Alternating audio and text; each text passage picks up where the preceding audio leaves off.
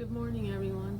I pray that even in the beginning of this video, that we would feel the comfort and the supernatural peace of God that surpasses all understanding come upon us. So 2 weeks ago, I was approached to do this video, and my first thought was, I've never done a sermon video before. Then immediately, I remembered that any time an opportunity was presented to me to share my story, God's words, it was always because God was looking for a willing vessel to pour himself onto his people. And as long as I'm willing, I receive so much more back. And so with that, I say yes. That day, I was also put into full isolation due to my immune system is so compromised in my lungs. I'm at a higher risk, so I can't go out and no one can come in. And like a lot of people that are home, I find myself just being consumed with updates and reports and news flashes. And so I have to remind myself to shut everything off, to turn off the voices, and to focus on God's voice and what is it that he's saying about this situation, and what is it that God would want me to see, and just seek his guidance. Because as big as this is, God is not intimidated. He's much bigger. He's a God of the universe. He created the earth and all that's in it. And so here we are in the face of something that has completely touched the entire world. I mean, our whole world has come to a halt. Everything has stopped. Everything that we have known to be our norm has been changed. And there's a lot of uncertainty in the air. And with that, it's so easy to become anxious. It's so easy for the atmosphere to just be filled with fear. And so it's a special time for us now to really draw close to God and to decide what's our truth. And we have to decide if our truth is God's truth, if his words are what we are going to hold on to. God is faithful, and he's not shaken at all. And he's caused us to be a people that are courageous and a people that are more than conquerors. And all that we have need of is found in him.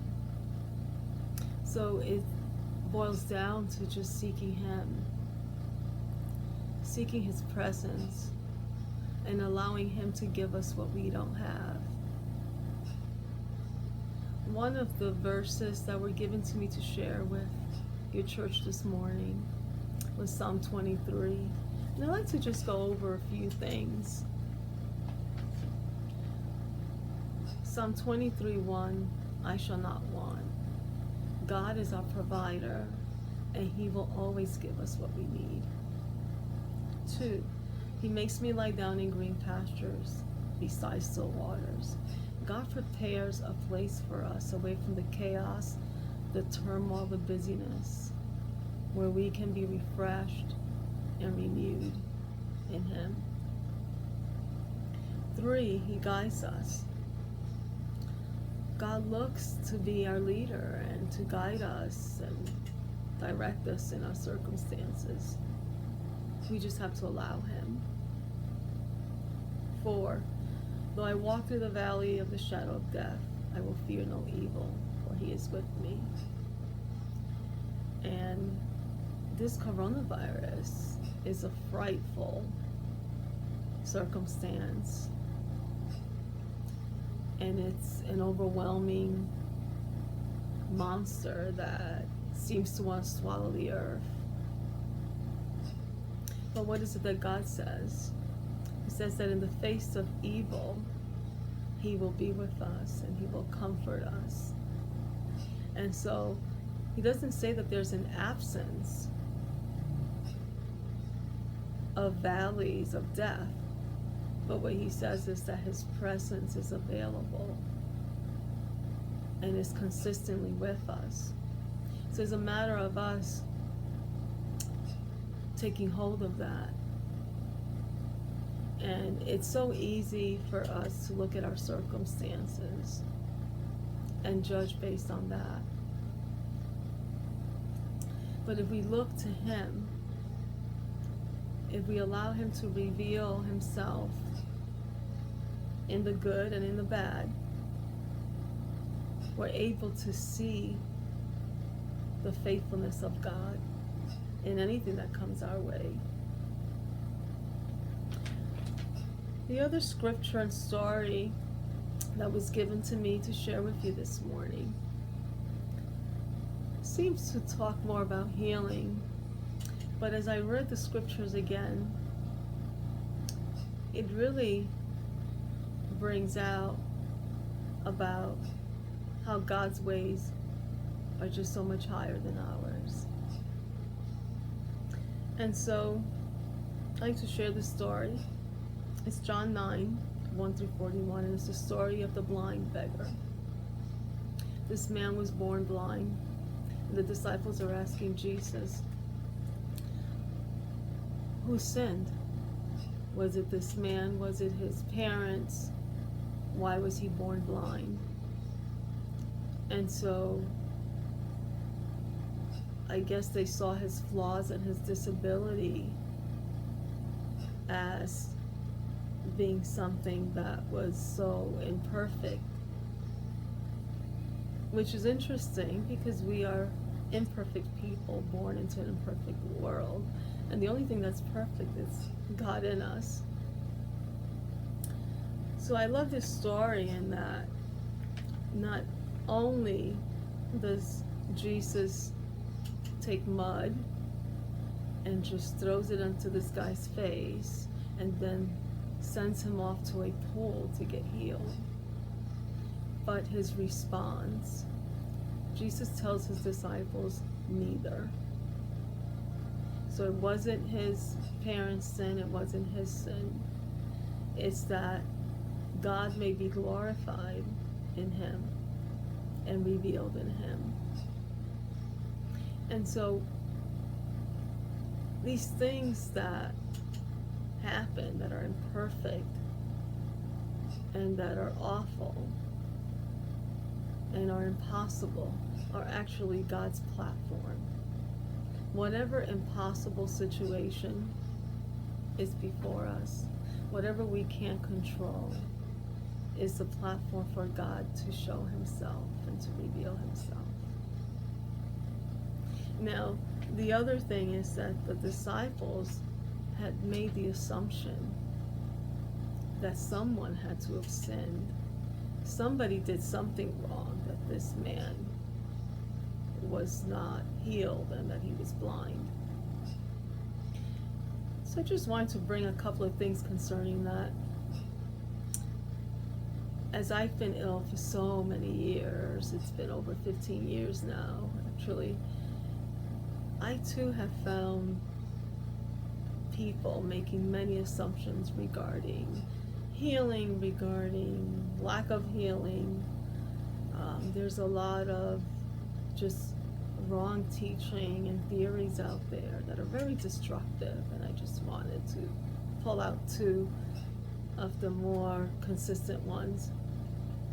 So the first one is that most people think that if you're sick, or if someone's sick and disabled, that they don't have faith, and that's why they're in that situation. So one, it puts the burden on the sick person to strive to have this big faith. And two, it's this judgment that's made as to the faith in that person's heart and the relationship that they have with God.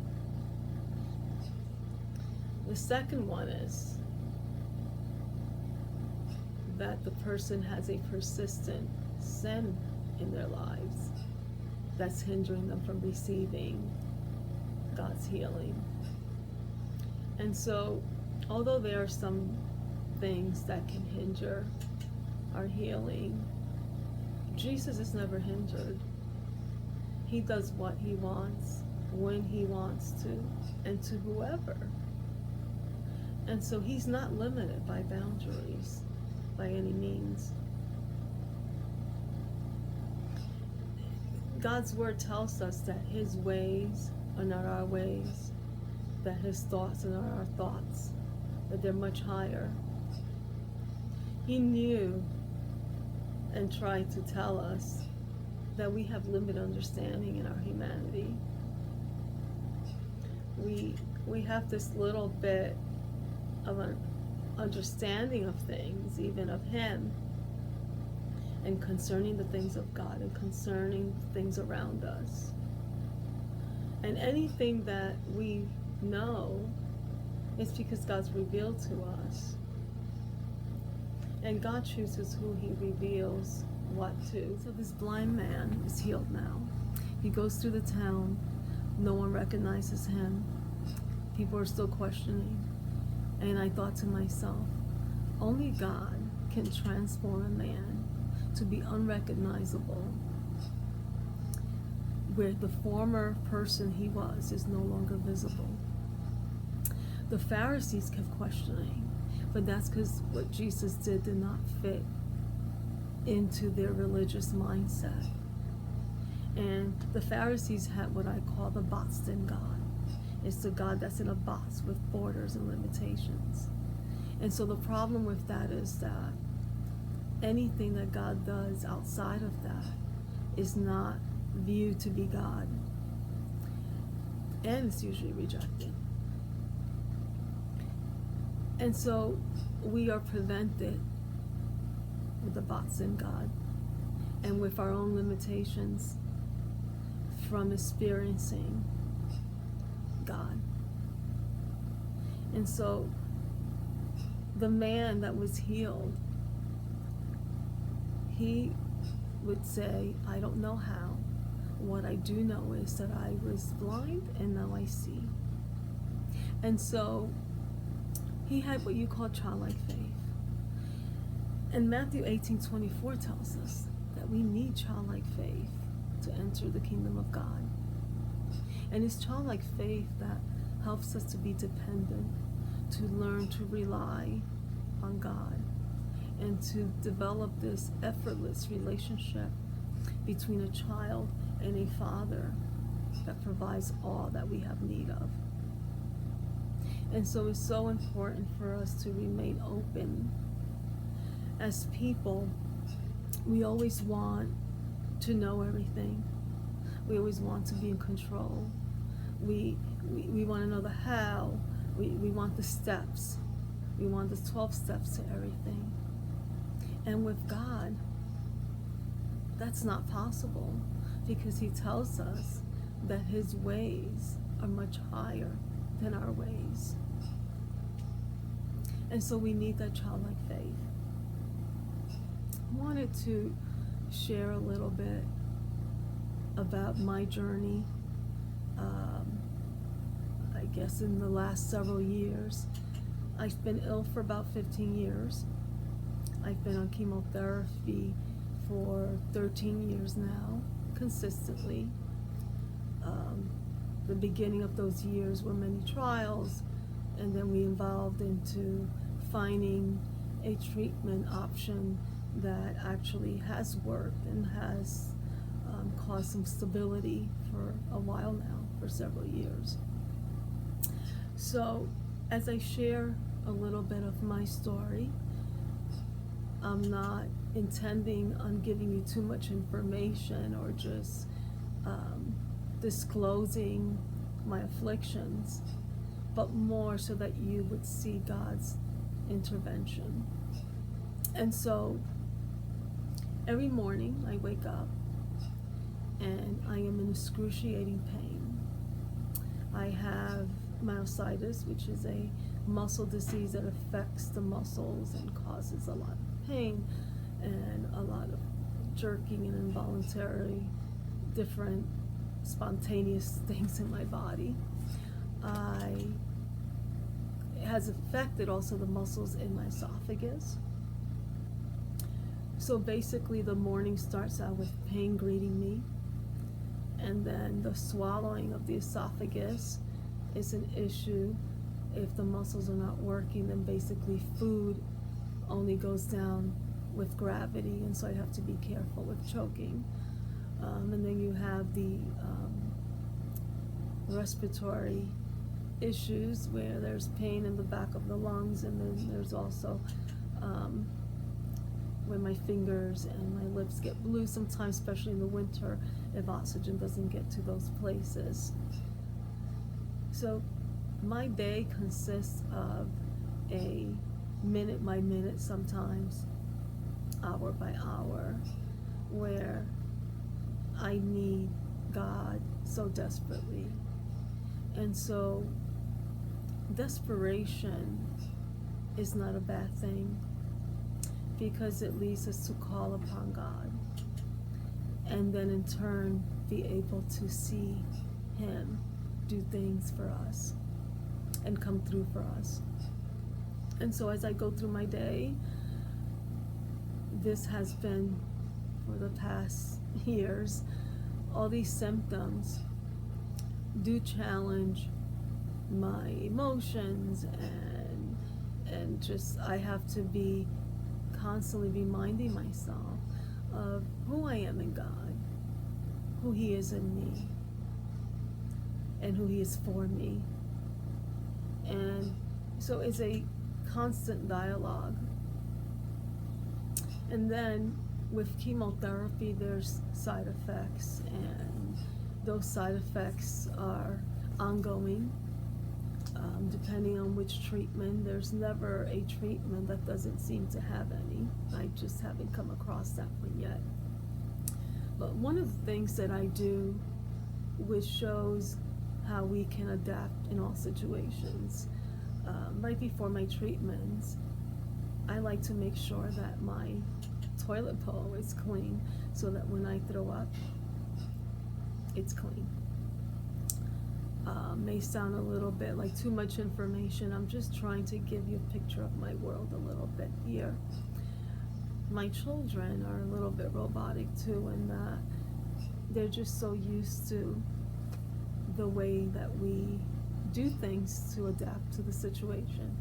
And so whenever I have treatment, they get my throw up bucket, my medicines, and we have everything around me, so that I can do what I need to do.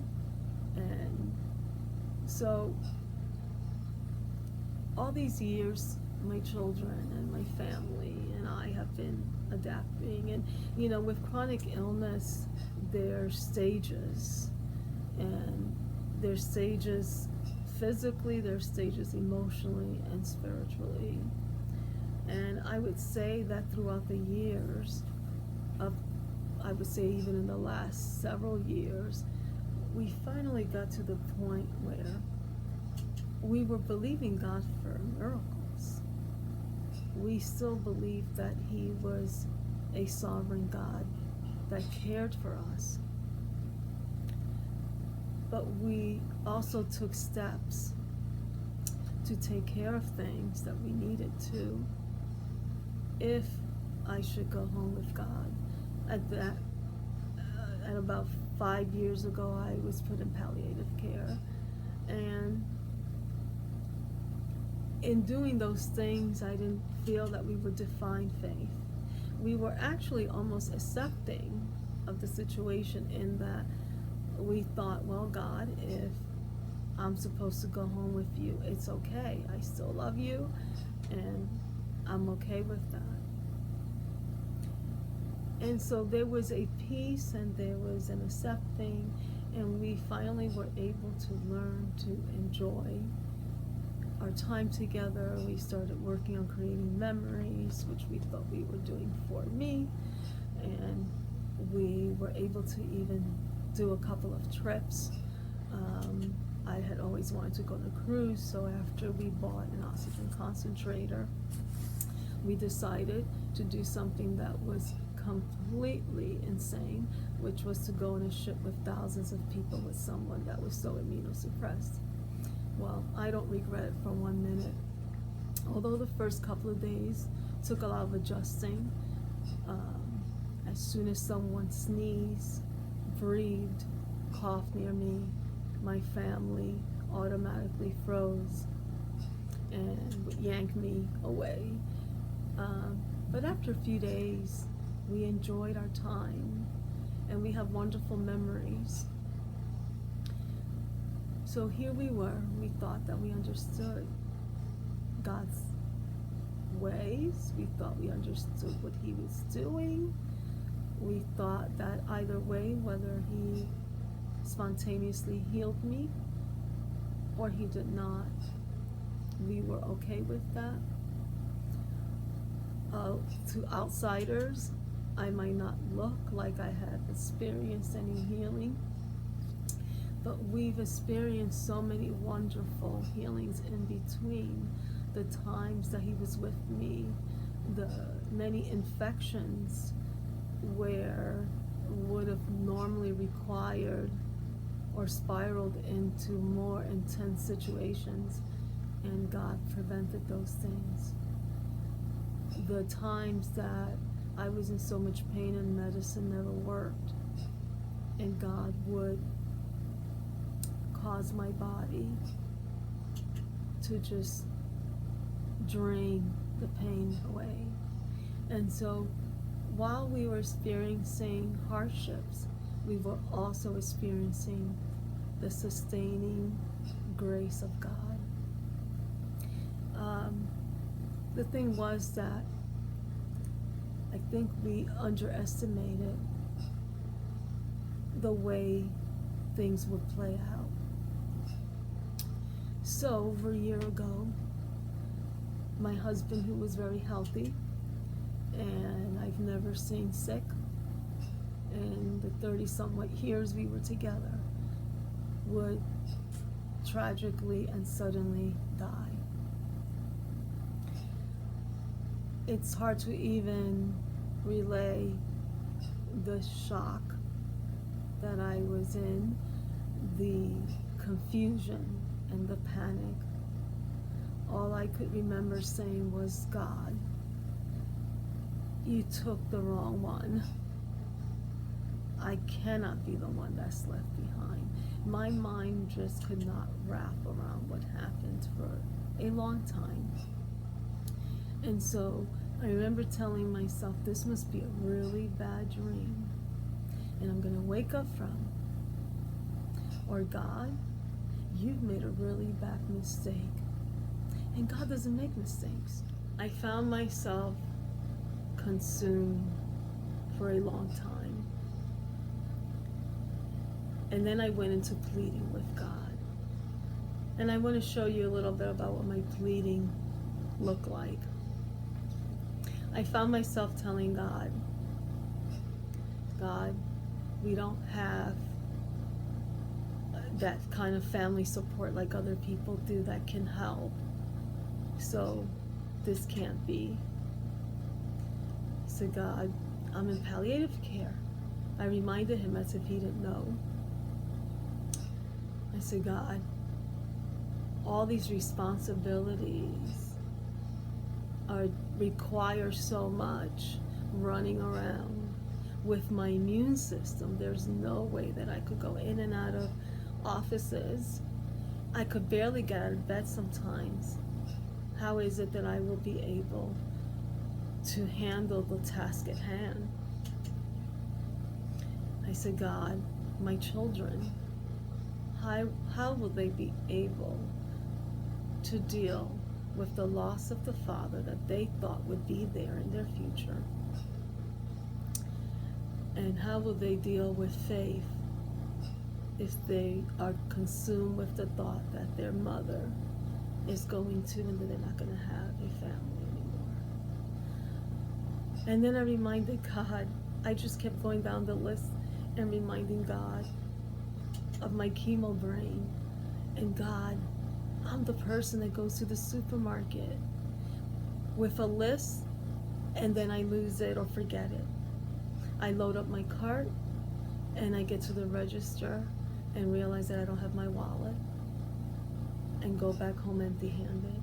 So I'm reminding God of the chemo brain and how there's no way that I would be able to handle all the paperwork and all the transferring that I did onto my husband. How would I now handle all these legal issues?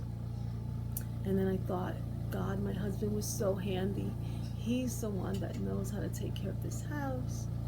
He's the one that takes the children to all their activities and all the birthday parties that I could never attend because of my immune system. And so my pleading went on and on for a while. And then one day, I was beyond overwhelmed. The concern for my children was so great. Now, it had been a few months, maybe weeks, after my husband had passed. And there was just so many circumstances that spiraled on top of each other after my husband's death. And so as my children were dealing with their own grief, everything came forth from suicide to alcoholism to emotional breakdowns. And then you have my inability to process anything and be so consumed with the busyness of what needed to be done. And I remember this one day where I asked God, I prayed two things. And I remember my prayers up to that point were really cries. But you know, those cries are the most genuine prayers that God can receive. So the two things that I asked God was for His mercy. I just felt so overwhelmed. I felt this cloud of darkness wanting to consume us. And I needed to feel God's mercy. The second thing was I asked Him to send an alarm to His people, to ask His people to pray, to remember us. And in a matter of hours, it was one story after another of people calling that I haven't heard from in months or even years, letters, visits, strangers that would just be completely in place at the times that I needed them. And I remember as all this, it was so undeniable. So my eyes were open to that God was with me in my grief and in my sorrow.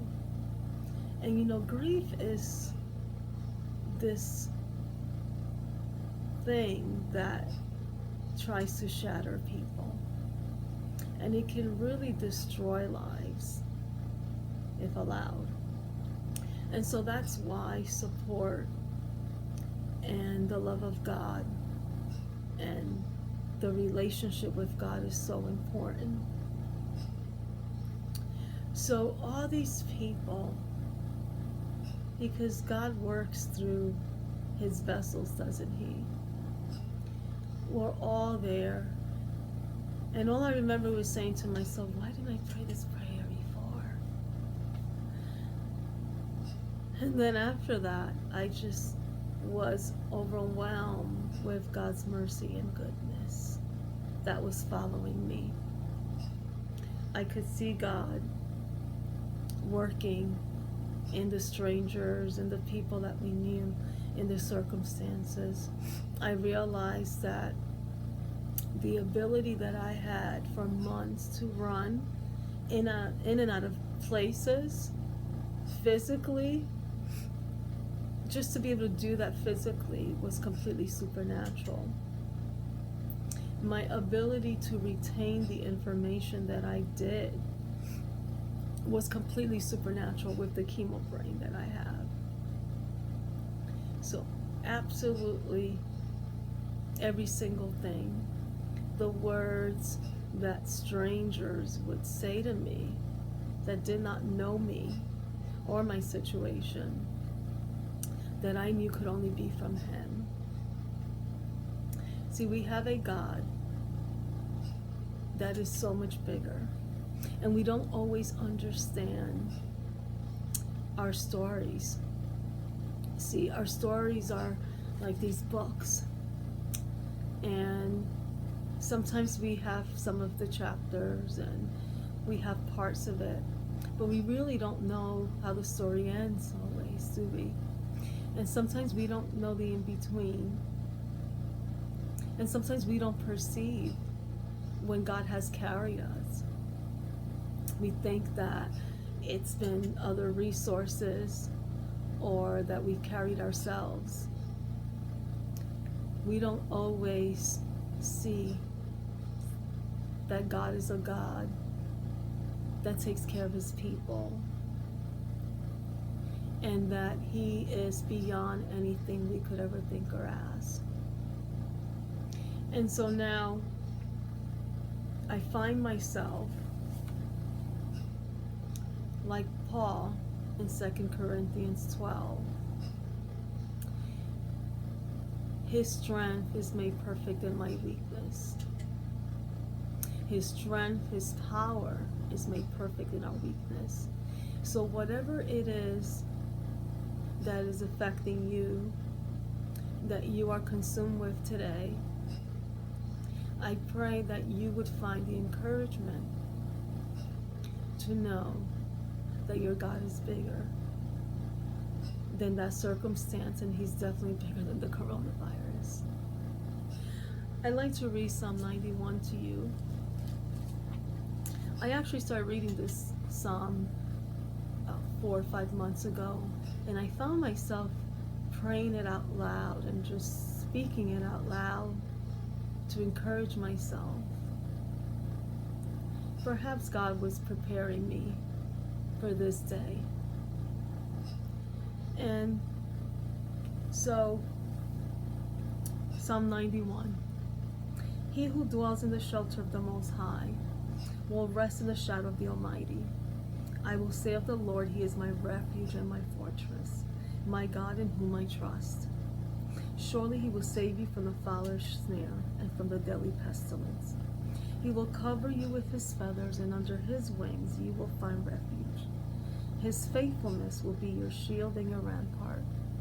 You will not fear the terror of night, nor the arrow that flies by day, nor the pestilence that stalks in the darkness, nor the plague that destroys at midday. 1,000 may fall at your side, 10,000 at your right hand, but it will not come near you. You will only observe with your eyes and see the punishment of the wicked. If you make your Most High your dwelling, even the Lord who is my refuge, then no harm will befall you. No disaster will come near your tent, for he will command his angels concerning you, to guard you in all your ways.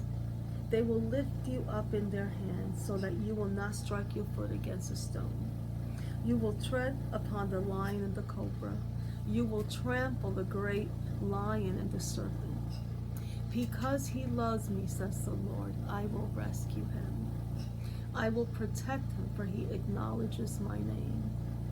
He will call upon me, and I will answer him. I will be with him in trouble. I will deliver him and honor him. With long life will I satisfy him and show him my salvation.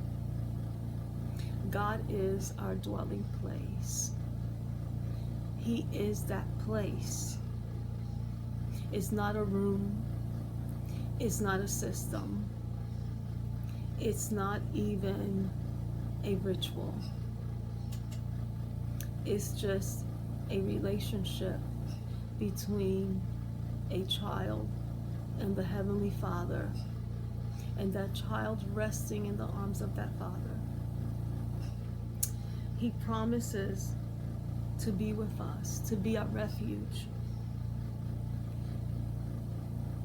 He says that he calls his angels concerning us. His faithfulness is our shield. And I might have said this before, but sometimes we need to hear things twice. God's faithfulness being our shield is so important. Because if there's anything that I've learned this past year, is that in our flawed humanity, we are not always able to do the things that we want to for each other. And so we're not always able to be as faithful, right, to one another. But God is faithful. And sometimes the less faithfulness in people, the more we see the faithfulness in God. And it's not for us to be angry, because we're not supposed to put such expectation and burdens on people. We are called to rely on God and to seek Him. And of course, we need to know Him. And how do we know Him?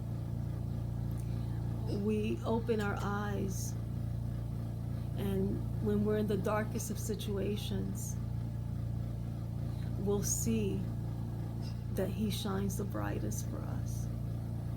So I pray today that you would be consumed with God's love instead of fear, and that you would draw closer. Thank you. I ask you for your continued prayers as I am still on my journey, and I will see you again. God bless you.